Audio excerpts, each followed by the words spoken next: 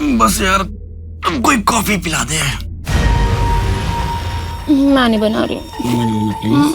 यार तुम्हारे किचन में मुझे समझ में नहीं आ। फ्रिज के अंदर दूध रखा है और ऊपर कॉफी रखी है, जाके बना लो, मैं नहीं बनाऊँ।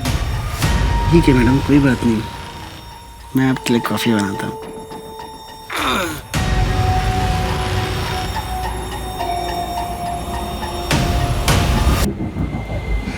विवेक, विवेक, विवेक, इतने साल पुरानी दोस्ती का भी ख्याल नहीं रखा तूने। विवेक आई एम सॉरी भाई, तू गलत समझ रहा है। Get out. आज से तेरी मेरी दोस्ती खत्म। विवेक देख, निकल जाए यहाँ से, नहीं तो मेरे हाथ कुछ गलत हो जाएगा। भाई निकल। विवेक ऐसे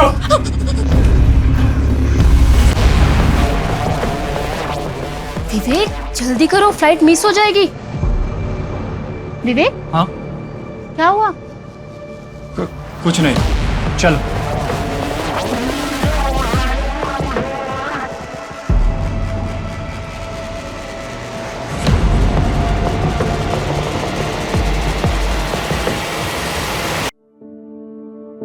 अरे तू पैसे की चिंता क्यों करती है? हम कल ही तेरे लिए नई यूनिफॉर्म ले लेंगे। ऐसी फटी हुई यूनिफॉर्म पहन के स्कूल थोड़ी जाएगी। नानी आप चिंता मत करिए, ये यूनिफॉर्म सही है।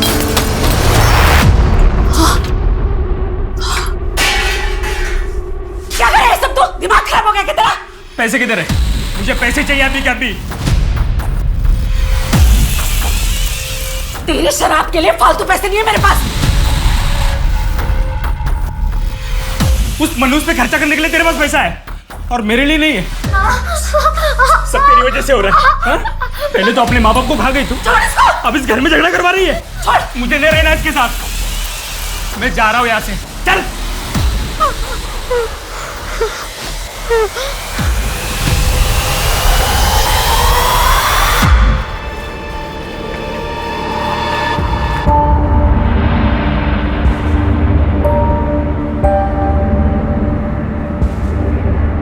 नानी, मामा ठीक कह रहे थे, मैं सबकी ज़िंदगी में सिर्फ दुख लाती हूँ और परेशान नहीं करना चाहती, इसलिए दूर जा रही हूँ। हमेशा के लिए आप लोग खुश रहना।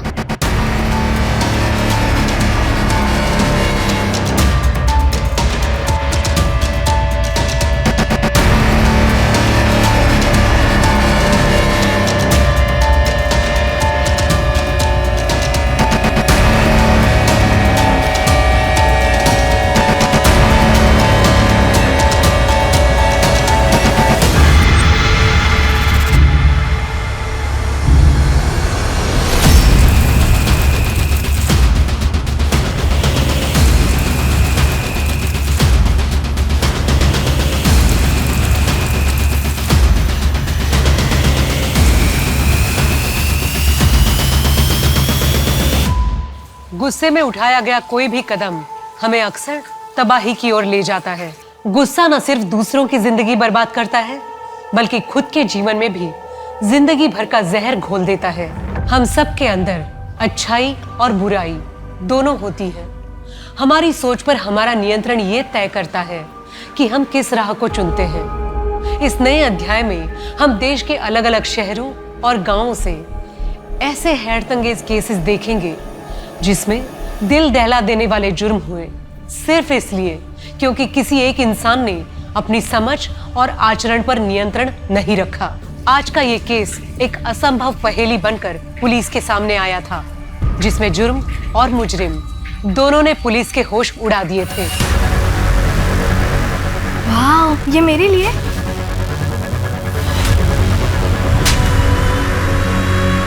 नमस्कार, मैं सोनाली कुलकर्णी क्राइम पेट्रोल सतर्क में आपका स्वागत करती हूँ।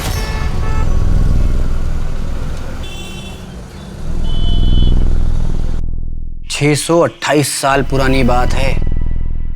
मांडवी के घने जंगलों में एक शक्तिशाली मायावी रहता था, जिसकी एकमात्र बेटी थी जिसका नाम था कल्की। कल्की के नैन नक्श एकदम बदसूरत थे, एकदम। लोग अक्सर उसे देखकर डर जाते थे, कुछ तो उसे डायन का रूप मानते थे। कल्की अक्सर अपनी परछाई से बात करती थी।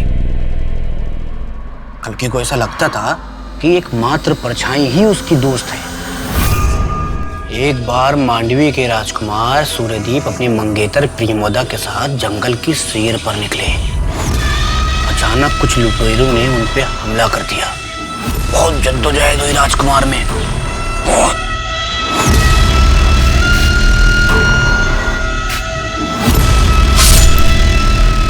जिसमें रानी प्रियमोदा की मृत्यु हो गई। जान तो राजकुमार सूर्यदीप की भी जाने वाली थी, लेकिन कल्कि ने उनकी जान को बचा लिया और कल्कि राजकुमार को अपने घर ले आई। कल्कि ने राजकुमार सूर्यदीप की बहुत सेवा की, बहुत सेवा की। पहली बार कल्कि को अपनी सूरत पे गुस्सा आ रहा था, क्योंकि कल्कि को राजकुमार सूर्यदीप से प्यार हो गया था। कल्कि के पिता मायावी ने अपने जीवन भर की तपस्या अपनी बेटी कल्कि पर न्यौछावर कर दिया और कल्कि को प्रियमवदा का रूप दे दिया। कल्कि की परछाई कल्कि से एकदम नाखुश थी, एकदम नाखुश। और क्या हुआ? क्या आप भी फिर से कल्कि की कहानी लेकर बैठ गए? ये क्या नया शौक चढ़ा है आपको? डेली एक ही कहानी लेकर बैठ जाते हैं। होटल जाने में देरी नहीं हो रही? जा रहा हूं। और चंदन जगन, तुम दोनों, तुम्हारे सारे काम खत्म हो गए, आराम से बैठ के कहानी सुन रहे हो। चलो जाओ। जी मैम, जा रहे हैं। और आप भी उठिए, गीजर ऑन कर दिया मैंने। चलिए चलो, लीजिए। Oh thank you. आज मैं थोड़ा जल्दी आने की कोशिश करूंगा। कार्तिक, नमित का कॉल आया था, वो आज लद्दाख ट्रिप से वापस आ रहा है। तो फाइनली उसको फुर्सत मिल गई। कोविड और लॉकडाउन के चक्कर में होटल का धंधा आधे से कम हो गया था। अभी जब धंधा स्टार्ट हुआ था तो वो दोस्तों के साथ ट्रिप पे निकल गया, वो भी होटल के अकाउंट से पैसे लेकर। कार्तिक, इतना भी क्या? भतीजा है आपका। आज तुम नहीं समझोगी, पिछली बार भी मैंने उसको कुछ नहीं बोला था, लेकिन उसकी लापरवाही बढ़ती जा रही है। अच्छा, आप रहने दीजिए। अदिति तुम बीच में मत बोलो, ये मैं हैंडल कर लूंगा। अच्छा मैं निकल रहा हूँ, मैं तुमको लाइव लोकेशन भेजता हूँ।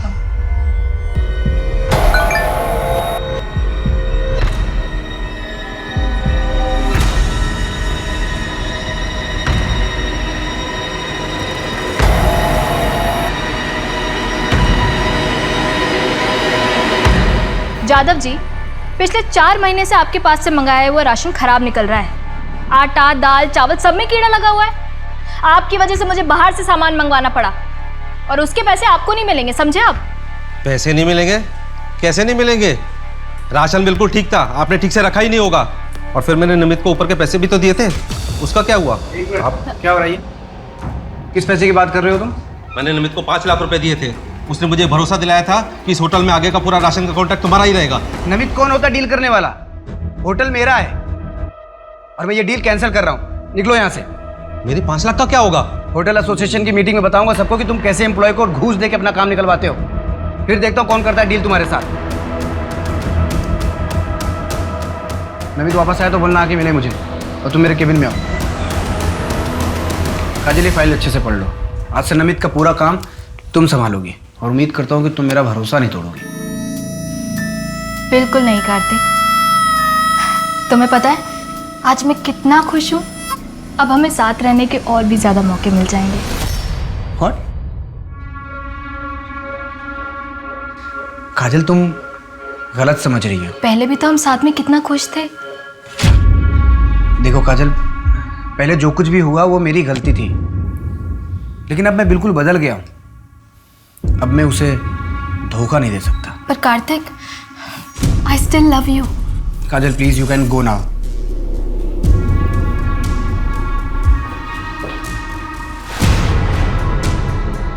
हाँ बस निकल रहा हूँ मैं। ट्रैफिक नहीं हुआ तो 20-25 मिनट पहुँच जाऊँगा। हाँ ठीक है, मैं डिनर गर्म कर लेती हूँ। हाँ ठीक है, लाइव लोकेशन भेजता हूँ मैं तुमको।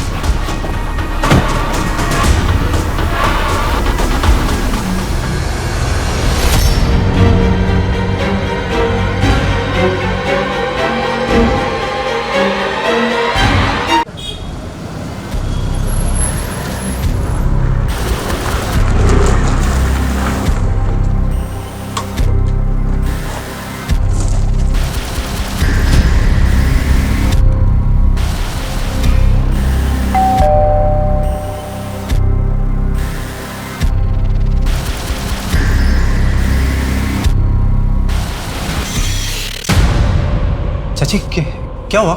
नमित तुम कहाँ थे? मैं तुम्हें कल रात से कॉल कर रही हूँ। कितने मैसेज किए तुम्हें, तुम्हारा फोन क्यों बंद है? वो मोबाइल की बैटरी खत्म हो गई। कुछ पता चला चाचू का कहाँ है? पुलिस कह रही है कि वेट करो। चाची पुलिस की तहकीकात तो 24 घंटे के बाद शुरू होगी। अब उनका लास्ट लोकेशन क्या था? अशोक रोड क्रॉस कर रहे थे। आप चिंता मत करो, मैं देखता हूँ। नहीं, मैं भी तुम्हारे साथ चलती हूँ। ठीक है, आओ। रुको रुको रुको, कार्तिक!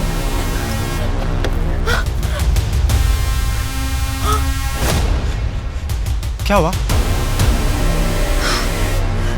फोन बंद है। कार्तिक! चाचू! कार्तिक! चाचू! कार्तिक!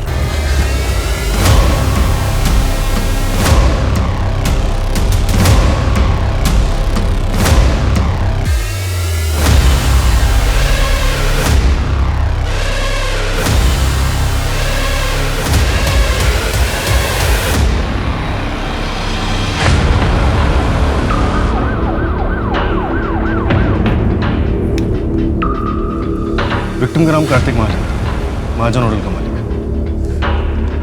कल रात से गायब था। इसकी वाइफ ने इसकी मिसिंग कंप्लेंट भी दर्ज कराई। ये रोज अपने घर से निकलते वक्त अपनी लाइव लोकेशन अपनी वाइफ के साथ शेयर करता था।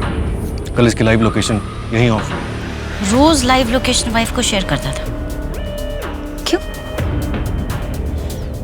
ऐसी कौन सी बात का डर था इसे?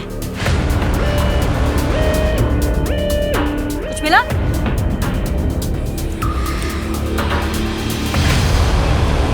शर्मा, देखो तो क्या है।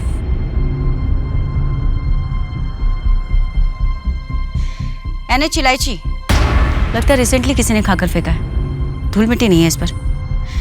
शर्मा एक काम करो, फॉरेंसिक वालों को भेजो। केस से रिलेटेड सबूत हो सकता है।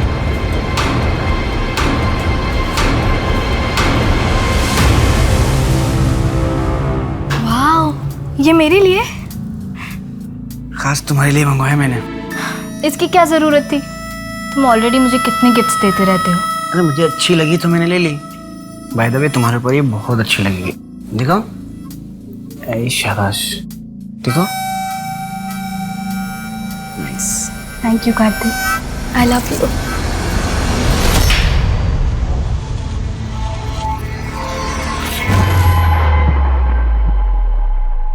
अरे अर्चित, कब तक सोएगा रे तू?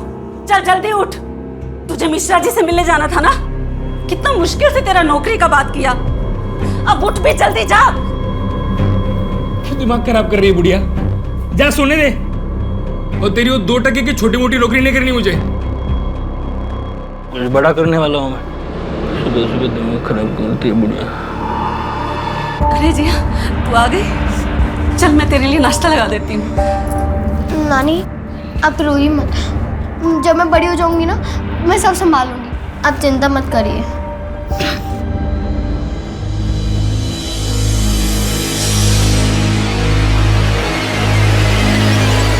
काकी, ध्यान कहाँ है आपका? मैं बस वो जिया के बारे में सोच रही थी। कहाँ ढूंढूं उसे? पुलिस भी कुछ नहीं कर रही है।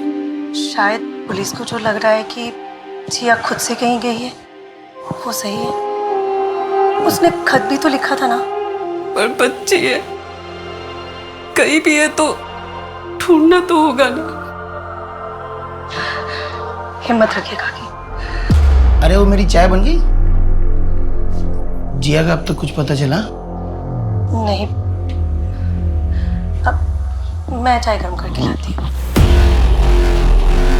मिल जाएगी काकी।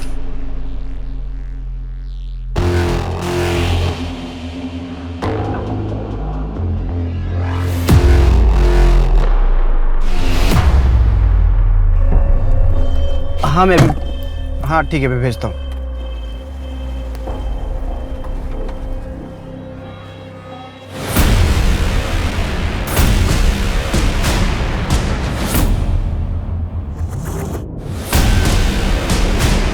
भानु सिंह, 2 महीने पहले तक दोनों की काफ़ी अच्छी दोस्ती थी। वो अक्सर यहाँ आया करते थे। उस दिन जब कार्तिक यहाँ से गया तो उसका मूड कैसा था? नॉर्मली था मैम।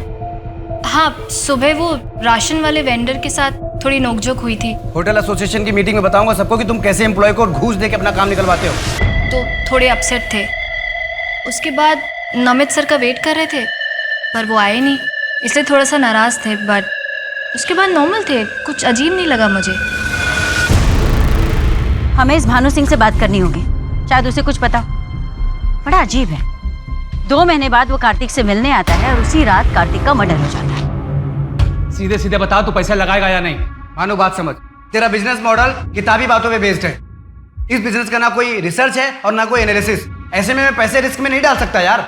विवेक ने सही कहा था, तेरे लिए दोस्त और दोस्ती कोई मायने नहीं रखती। मानो पर्सनल मत हो, ये मेरे और विवेक के बीच की बात है। हाँ, लेकिन मुझे तभी सबक ले लेना चाहिए था, समझ जाना चाहिए था कि तू कितना कमीना और धोखेबाज है। मानो जबान संभाल के बात कर। क्या बोल कर बोला मैंने? तेरे पैसे नहीं लगाऊंगा पैसे। मुझे बोला था पैसे लगाने मेरी मर्जी है यार। ये क्या कर रहे हैं आप लोग? दोस्त होकर ऐसे हाथापाई कर रहे हैं? अभी मुझसे क्या पूछ रही हो? इससे पूछो ना कि कैसे और किस किस को धोखा दे रहा है। और वैसे भी कहानी सुनाने में माहिर है ये। हाँ, पूछ लो इससे। रिलैक्स रिलैक्स, कुछ भी नहीं है, कूल।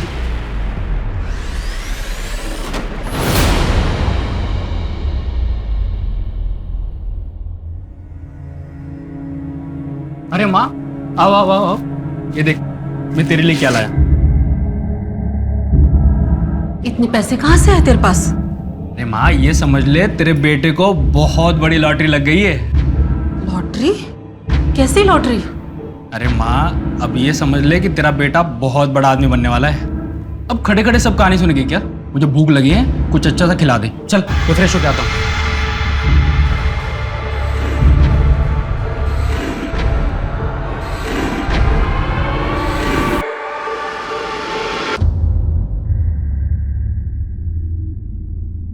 बस यार, अब कोई कॉफी पिला दे। मैं नहीं बना रही हूँ। यार तुम्हारे किचन में मुझे समझ में नहीं आता। फ्रिज के अंदर दूध रखा है और ऊपर कॉफी रखी है, जाके बना लो। मैं नहीं बनाऊँ। ठीक है मैडम, कोई बात नहीं, मैं आपके लिए कॉफी बनाता हूँ।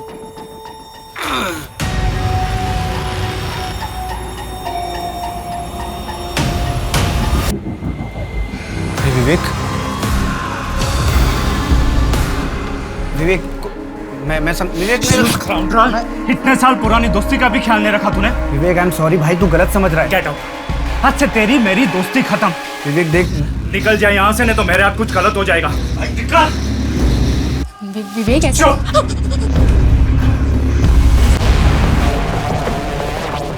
विवेक जल्दी करो, फ्लाइट मिस हो जाएगी। विवेक, हाँ क्या हुआ? कुछ नहीं, चल।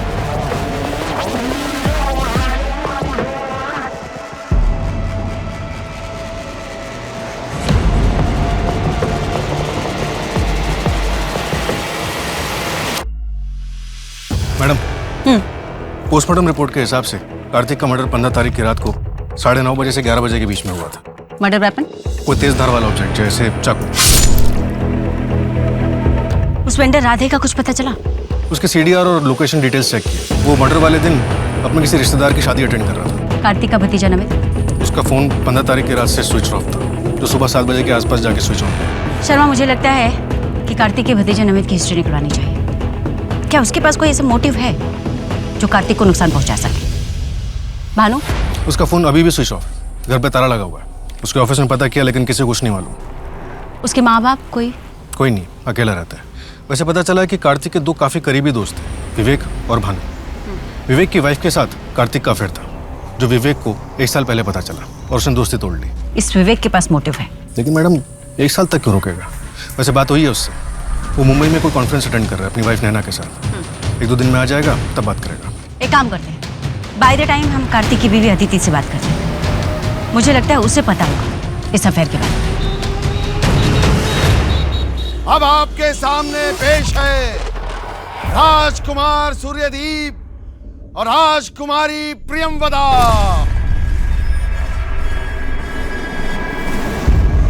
प्रियमवदा, तुम इस दुनिया की सबसे सुंदर लड़की हो। मैं बहुत किस्मत वाला हूँ जो तुम मुझे चाहती हो। राजकुमार सूर्यदीप, आपको राजा साहब बुला रहे हैं।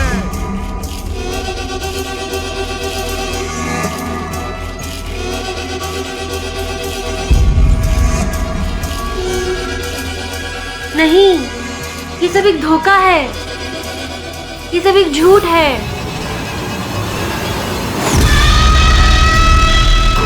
ये सब एक झूठ है। ये है मेरा असली सच।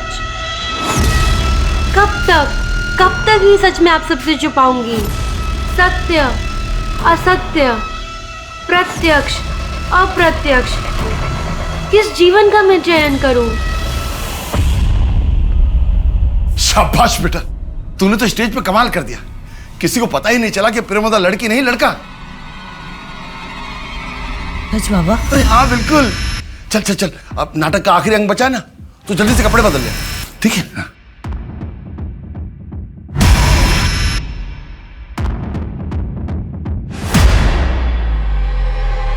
ये सब धोखा है, ये तू नहीं है। कैसा धोखा? मुझे सब सच में पसंद है। तुझे पसंद है तेरे बाबा को? मुझे इस नए रंग में इतना भी मत रंग कि मैं भी तुझसे दूर हो जाऊं।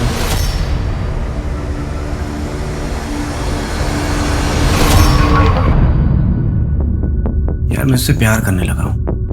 कार्तिक यार, तुम ऑलरेडी शादीशुदा हो। मुझे समझ में नहीं आ रहा है कि मैं अदिति को कैसे बताऊं। तो एक काम करो, अदिति को सब कुछ सच सच जल्दी बता दो। हाँ बस निकल रहा हूँ मैं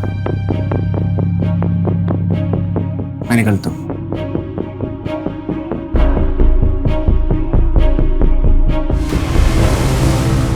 मुझे पता था कि कार्तिक का नैना के साथ अफेयर था, लेकिन ये 1 साल पुरानी बात है। विवेक ने कार्तिक से सारे नाते तोड़ दिए थे और तुमने उसे माफ कर दिया। कार्तिक अपने किए पे बहुत पछता रहे थे, इसलिए मैंने भी सोचा कि अपनी शादी को एक और मौका देना चाहिए।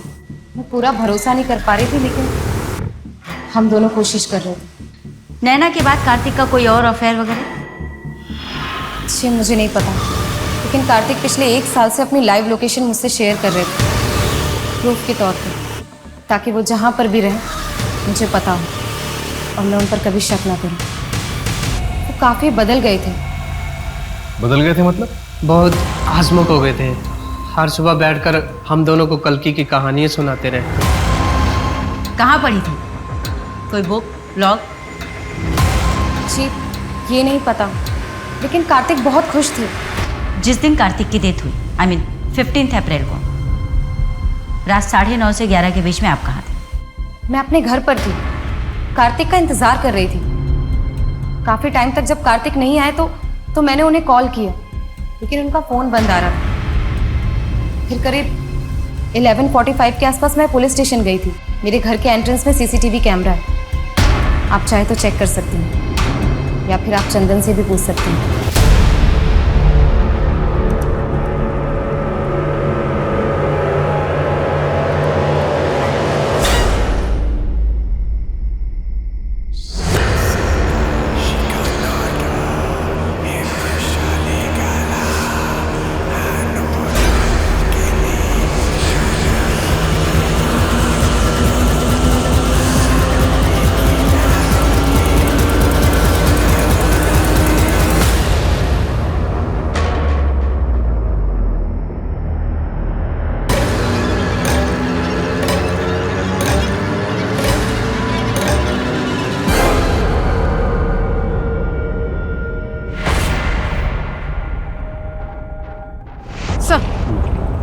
सर बच्चे की डेड बॉडी पे एक भी कपड़ा नहीं था।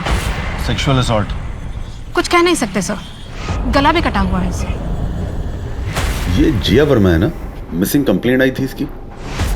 बॉडी को तुरंत भेजो पोस्टमार्टम के लिए, और इस एरिया को अच्छे से छानबीन करो। सर बच्चे की डेड बॉडी के पास ये काले मोती भी मिले हैं। किलर के हो सकते हैं, जिया को मारते समय छीना झपटी में गिर गए होंगे। उसमें कोई मार्किंग या लोगो हो सकता है। इसको फॉरेंसिक के लिए भेजो। जी सर। ताकि पता चले कि किस बनाने वाले का है या दुकानदार का है। जी सर।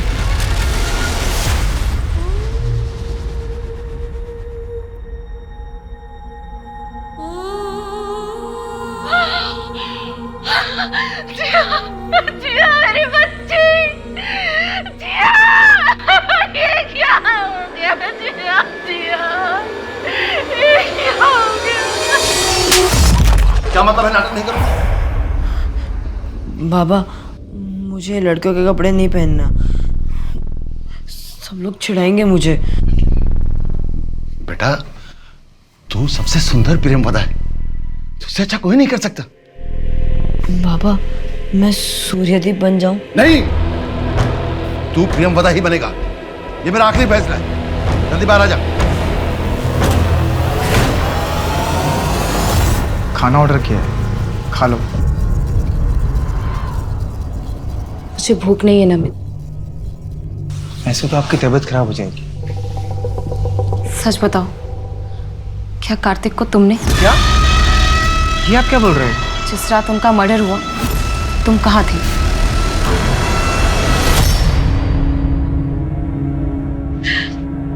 अगर उस मासूम बच्ची को हम पहले ही अडॉप्ट कर लेते तो ये सब कभी नहीं होता। जी हाँ, हमारे साथ हो।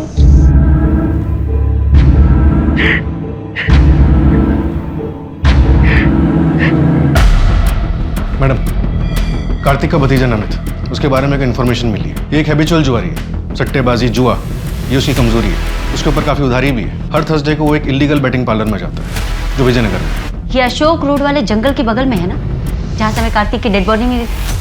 Right madam.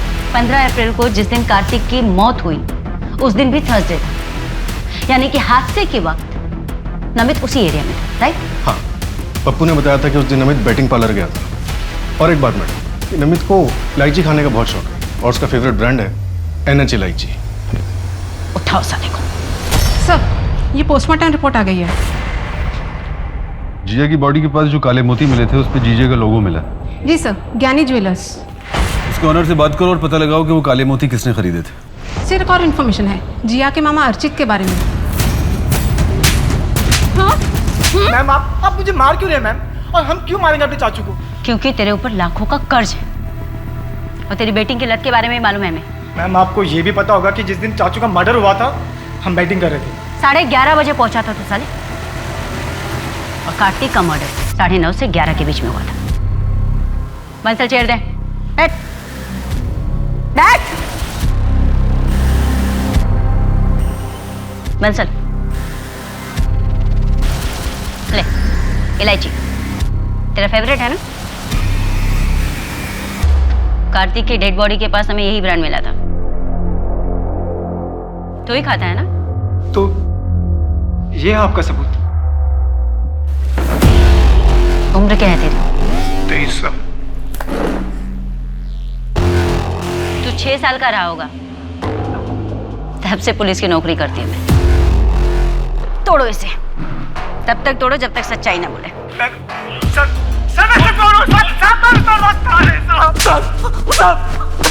बस कीजिए साहब, मैंने बोलता है मैंने कुछ नहीं किया है साहब। आज ही तेरे दोस्त को औरतों की तस्करी के रैकेट में अरेस्ट किया है।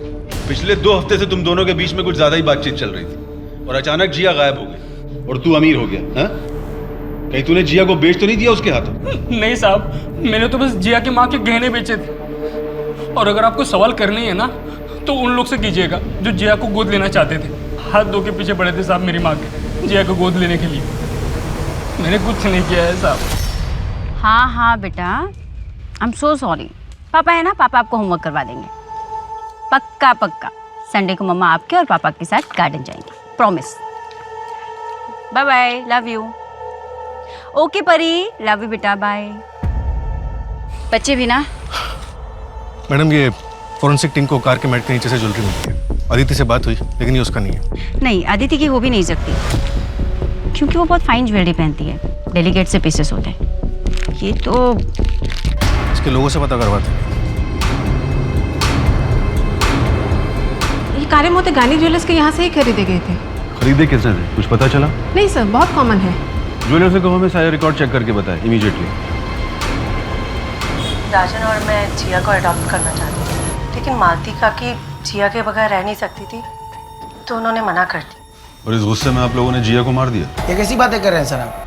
मैं भोपाल में नया बिजनेस सेटअप करने वाला हूँ और शायद हमें वहीं शिफ्ट होना पड़े। और इसी के रहते हम लोगों ने काकी पे प्रेशर नहीं डाला। शर्मा, वो कहानी जो कार्तिक सबको सुनाता था, उस बुक का कुछ पता चला? नहीं मैडम, पर उस कहानी का हमारे किससे क्या लेना देना? पता नहीं, मुझे लगता है कि हमें वो कहानी जाननी चाहिए। आखिर उसका अंत क्या था? पता करता हूँ मैडम। वैसे वो ब्रेसलेट जहाँ से लिया गया था उसका पता चल गया, ज्ञानी ज्वेलर्स। किसने खरीदा था? कार्तिक ने? यस मैडम, बिल उसी के नाम पे है। और साथ ही एक मेंस ब्लैक पर्ल ब्रेसलेट भी लिया गया था। एक विमेंस ब्रेसलेट जो उसकी बीवी के लिए नहीं था, साथ में एक मेंस ब्रेसलेट भी। किसके लिए खरीदा होगा? और एक बात, शॉप के ओनर ने बताया कि उसे किसी दूसरे पुलिस स्टेशन से भी फोन आया था इन्हीं काले मोतियों के बारे में पता करने के लिए। इंस्पेक्टर का नाम? बस कर यार, तुझे ऐसे स्माइल करते देख मुझे अजीब सा लग रहा है। वैसे भानु तुझे देख के अच्छा लगा? और बस सिर्फ ये देखना है इस बार अदिति भाभी को किसके लिए धोखा दे रहा है। तू भी नहीं यार।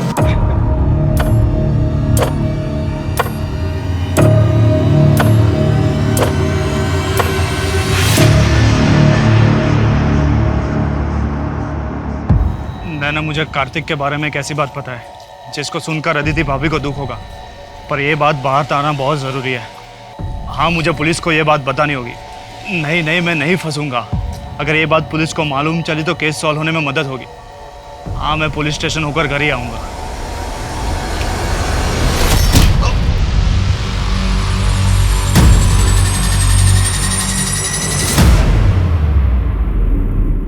मैडम मुझे तो कोई कनेक्शन नहीं दिख रहा। सिंह के केस में एक बच्ची का मर्डर होता है और हमारे केस में एक आदमी का। दोनों में बस एक ही बात कॉमन है कि दोनों का गला काट के इनकी हत्या की गई। और वो ब्रेसलेट और ब्लैक मोती जो एक ही ज्वेलरी शॉप से लिए गए, जबकि कार्तिक की रिसिप्ट में साफ साफ लिखा है कि उसने गोल्ड ब्रेसलेट के साथ साथ वो ब्लैक पर्ल मेंस ब्रेसलेट भी लिया था। बिल्कुल हो सकता है मैडम कि जो पल हमें जिया मर्डर केस के सीन पर मिला है वो उसी ब्रेसलेट का हो सकता है जो कार्तिक ने खरीदा था। एक बार ऐसे भी जिसने ज्ञानी ज्वेलर से थोक में ब्लैक पर्ल्स खरीदे थे और लोकल मार्केट में बेच दिए, उसकी तो पुलिस भी नहीं मिलेगी। तो अगर हम लोकल मार्केट के आसपास के एरिया में पता लगाने की कोशिश करें तो? बिल्कुल कर सकते हैं मैडम। मैडम आज संडे है और 3 बजे आपको अपनी बेटी के साथ बाहर जाना। थैंक यू शर्मा, तुमने बचा लिया, वरना परी आज मुझे। Hello, what? ठीक है, हम पहुंचते हैं। एक और मर्डर हुआ है।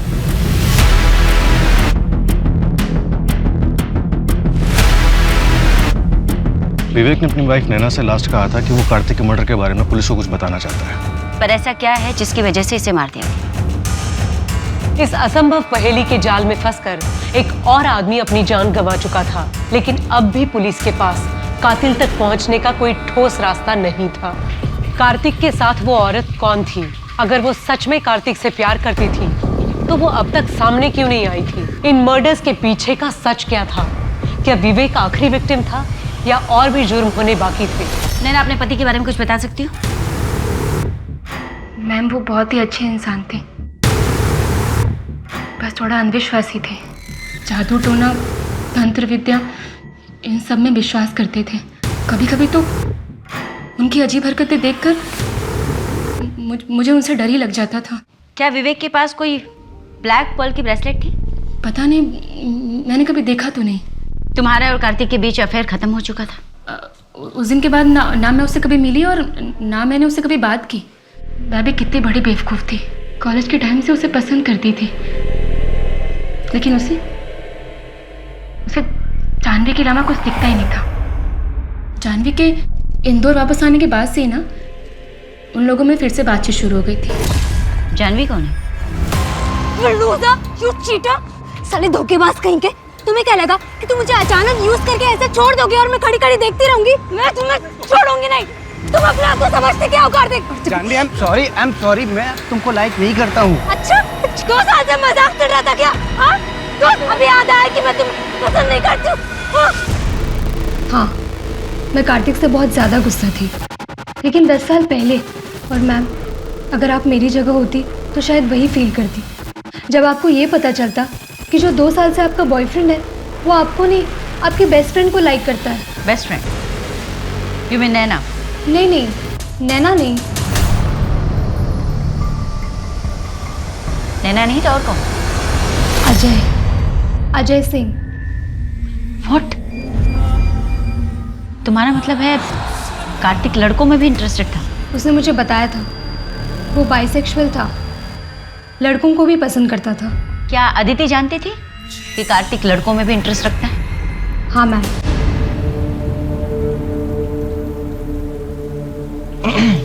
आप ठीक हो?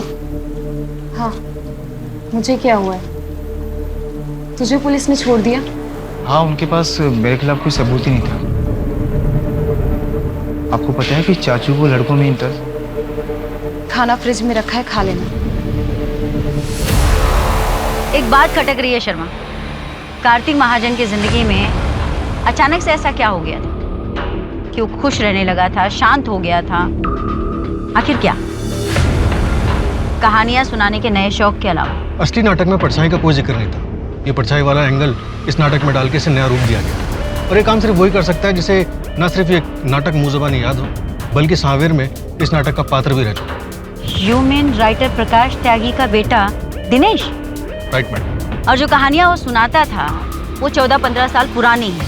मध्य प्रदेश के सांवेर जिले में कोई नाटक होता था, उसकी कहानी। हाँ मैडम, काफ़ी फेमस नाटक है। मेरे कॉलेज के हिंदी के प्रोफेसर ने बताया कि कल्कि की कहानी राइटर प्रकाश त्यागी ने लिखी, लेकिन अनफॉर्चुनेटली 15 साल पहले उनका सीढ़ियों से गिरने की वजह से देहांत हो गया और इस वजह से ये नाटक अभी छपा नहीं।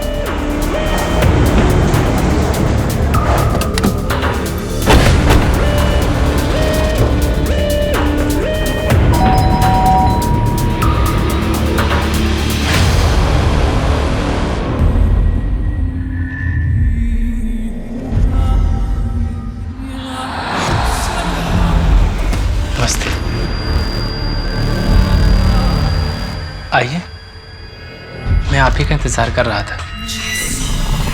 जानता था आप मुझ तक ज़रूर पहुंच जाएंगे।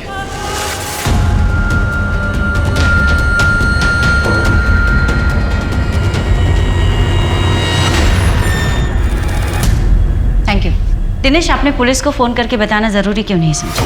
मैम, मैं अदिति को और परेशान नहीं करना चाहता था। क्या आप नहीं चाहते कि जिसने भी कार्तिक का मर्डर किया उसे सजा मिले? उससे क्या होगा मैम? कार्तिक वापस तो नहीं आ जाएगा। आपका ऐसे लड़कियों की गेटअप में रहना, I mean, कार्तिक को इससे कोई प्रॉब्लम नहीं थी?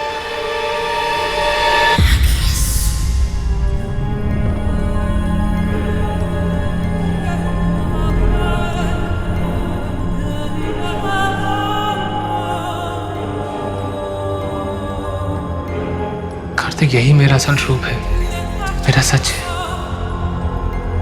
मैं खुद को ऐसे ही देखता हूँ और पूरी जिंदगी ऐसे ही जीना चाहता हूँ। अगर तुम मुझे एक्सेप्ट नहीं कर सकते हो तो it's okay. I love you Dinesh. तुम जैसे भी हो मेरे लिए दुनिया के सबसे खूबसूरत इंसान हो तुम।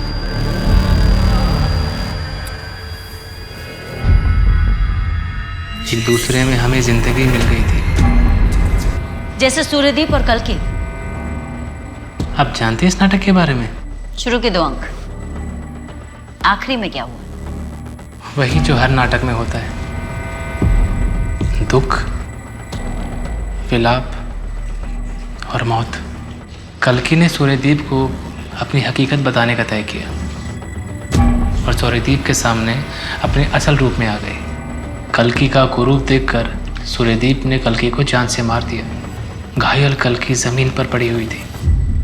तभी कल्कि की परछाई उसके सामने प्रकट हुई। कल्कि को उसके असल रूप में देखकर उसकी परछाई उसमें समा गई। इस तरह कल्कि को दोनों मिल गए, उसकी परछाई भी और सूर्यदीप के साथ बिताए कुछ पलों की खुशी भी। जिस तरह कुछ खुशी के पल मुझे मिले कार्तिक के साथ। कार्तिक शादीशुदा था और पिछले 6 महीने से आपके साथ रिलेशनशिप में भी। ये बात उसने अपनी पत्नी को नहीं बताई। आपको इस बात से कभी कोई आपत्ति नहीं? I mean, इस तरह के रिश्ते और ये दोहरी जिंदगी बहुत ही घातक होते हैं। मैंने कार्तिक को नहीं मारा है। अगर आपके सवाल खत्म हो गए तो प्लीज आप जा सकती हैं। 15 अप्रैल रात 9 बजे से 11 बजे के बीच में आप कहाँ थे? नाट्य कला केंद्र में कन्वेंशन था। मैं पूरी शाम वहीं था। रात 12 बजे के बाद घर लौटा हूँ। आप चाहे तो वहाँ मौजूद लोगों से पूछताछ कर सकते हैं। एक आखिरी सवाल दिनेश, आपने अपने पिता के नाटक में परछाई क्यों ऐड की? मैम, परछाई हर इंसान का दर्पण होता है। मेरी परछाई भी मेरा आईना है। मैं बस सबको यही बताना चाहता था। Okay okay, I will help you to solve the sum. Bye. Madam, Dinesh सच बोल रहा था। कार्तिक के मर्डर के वक्त वो कन्वेंशन में ही था। कहीं कुछ छूटा तो नहीं ना शर्मा? सीसीटीवी रिकॉर्डिंग मैंने खुद चेक की है, वो वहीं था। पीएसआई शुक्ला को अपडेट कर दिया दिनेश के बारे में? कर दिया मैम, लेकिन जिया और दिनेश के बीच का लिंक नहीं है। मैम, भानु का फोन ऑन हुआ है, एक होटल में छिपा बैठा है। टीम निकल गई है उसे अरेस्ट करने। गुड। मैं अभी भी तेरे प्रोजेक्ट में इन्वेस्ट करने के लिए तैयार नहीं हूँ। नहीं यार, वो बात नहीं। मैं बस तुम्हें सॉरी बोल रहा हूँ। उस दिन कुछ ज्यादा ही झगड़ा कर लिया था। मेरी समझ में आ गया है कि मेरा प्रोजेक्ट फुल प्रूफ नहीं है। नहीं देख, तेरा कंसेप्ट अच्छा है, लेकिन थोड़ा वर्क कर उस पर कभी आराम से बैठ के बात करेंगे, है ना? ठीक। अच्छा सुन, मुझे थोड़ा दिनेश से मिलना है, मैं तुझे बाद में बात करता हूँ।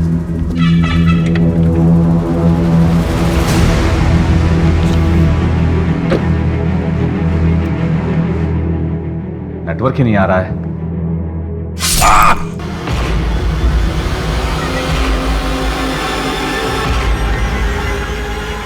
उसके बाद मैंने एक बार भी पीछे मुड़कर नहीं देखा। बहुत ज्यादा डर गया था। जो पहला होटल दिखा उसी में चेक इन कर लिया और फोन स्विच ऑफ कर दिया। आखिर कौन विश्वास करेगा मेरी बातों का? सही सोचा तूने। तेरी किसी कहानी पे हमें जरा सा भी भरोसा नहीं। तेरी सारी कहानी झूठी है। हमारे पास वीडियो प्रूफ है कि कार्तिक के मर्डर के वक्त दिनेश कहीं और था।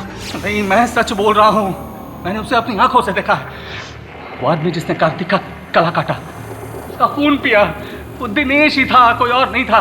मैं उससे पहले मिल चुका हूँ विवेक के साथ। मुझे तो लगता है कि विवेक को भी उसी ने मारा है। वो मुझे मार डालेगा। आप मुझे बचा लीजिए। चुप कर। कहानियां बनाना बंद कर। साला जिसे देखो एक नई कहानी बनाना शुरू कर देता है। शर्मा, इसे कस्टडी में रहने दो, इसका डीएनए करवाओ। हाँ मैडम, मुझे यही रहने दीजिए। मैं बाहर निकलूंगा वो मुझे मार देगा। मैं जेल में सेफ हूँ मैडम, मुझे यही रहने दीजिए प्लीज। मुझे यही रहने दीजिए। कि भानु खुद जेल में ही बने रहना चाहता है। अगर इसने मर्डर किया होता तो डेफिनेटली कन्फेस कर देता। मैडम, मैं बता रहा हूँ आपको, ये नाटक कर रहा है। दिनेश इजी टारगेट है। अगर हमारे पास वीडियो प्रूफ नहीं होता तो हम भी उसकी बातों में आ जाते। बात तो सही कह रहे हो तुम। एक ही वक्त पे एक बंदा दो जगह तो नहीं हो सकता।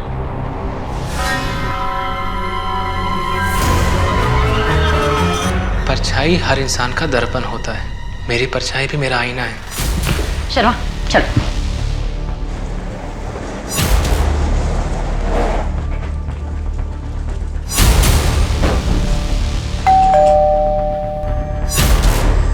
आप लोग क्या? अरे आप ऐसे क्या ढूंढ रहे हैं आप? अभी पता चल जाएगा क्या ढूंढ रहे हैं। मैम, आप अंदर नहीं जा सकती। मैम प्लीज, सर आप प्लीज।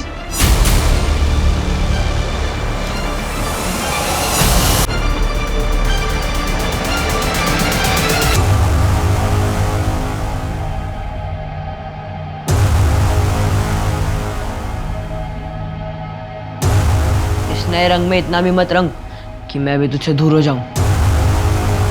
तो ये है तुम्हारी परछाई। लेके आओ दोनों को बाहर।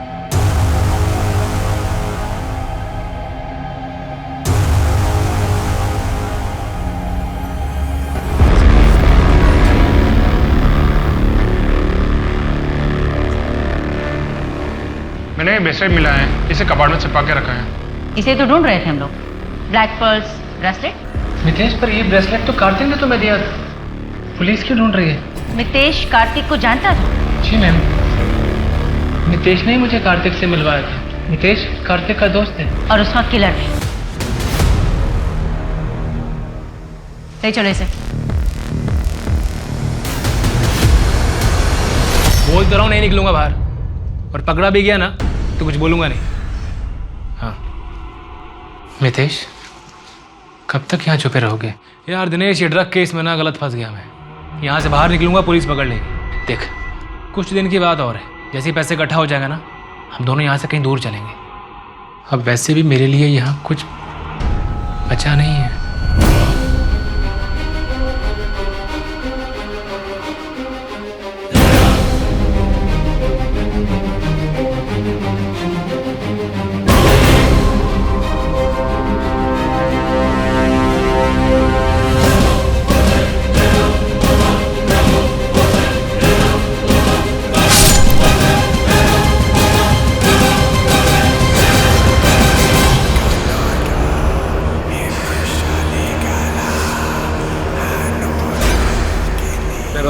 रात से मिला, उन्होंने मुझसे कहा कि मुझे बलि देनी होगी। बाबा ने कहा कि मुझे 27 बालिग आदमी या औरतों की बलि देनी होगी।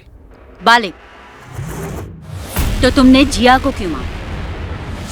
नहीं नहीं नहीं नहीं, बाबा ने कहा था 27 नर, अब वो आदमी हो, औरत हो, बच्चा हो, फर्क नहीं पड़ता, तो मैंने मारा। फिर तो तुम्हारा टारगेट पूरा हो गया था। फिर तुमने कार्तिक और विवेक को क्यों मारा? विवेक 27वीं बलि थी।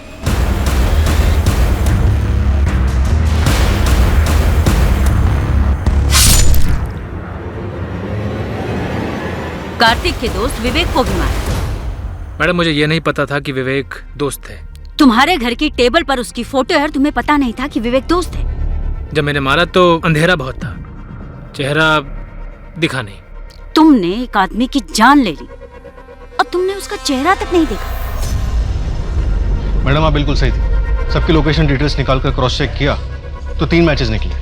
जिस दिन विवेक का मर्डर हुआ था उस दिन मितेश के अलावा बाबा के आश्रम 2 और लोग भी मिलने गए थे। यू मीन हमारे पास सारे सबूत हैं? CDR रिपोर्ट, लोकेशन डिटेल्स, सब में पक्का मैच है। बैकग्राउंड निकालो तो पता चला सब कॉलेज फ्रेंड्स हैं और 10 महीने पहले ही अब बस ऑनलाइन बात होनी शुरू हुई थी। तो उठाओ सबको, सोचना क्या?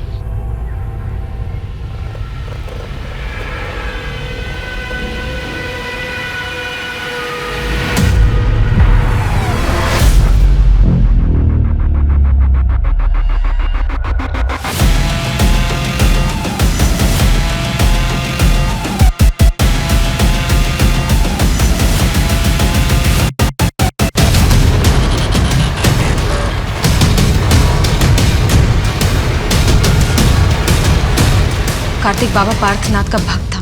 उसके कहने पे हमने बाबा को अपनी सारी प्रॉब्लम्स बताई। बाबा ने कहा कि 10 लाख लगेंगे और तुम्हारी सारी प्रॉब्लम सॉल्व हो जाएगी। और बाबा ने मितेश के अंधविश्वास का इस्तेमाल करके नरबली के नाम पर उससे कार्तिक और विवेक का मर्डर करवाया। हाँ, ये पूरा प्लान मेरा था। हमारी 6 साल की शादी में झूठ, धोखा, अफेयर और चीटिंग के अलावा कार्तिक ने मुझे दिया क्या? एक मैं ही थी जो अपनी शादी को बचाने की कोशिश कर रही थी। ना सेटिस्फेक्शन दे पाया और ना ही बच्चा। फिर मुझे पता चला कि उसे लड़कियों से ज्यादा लड़कों में इंटरेस्ट है। कार्तिक ने तुम्हारे साथ जो किया बहुत गलत किया, लेकिन कार्तिक से बदला लेने के चक्कर में तुमने जो किया वो हैवानियत की हद है।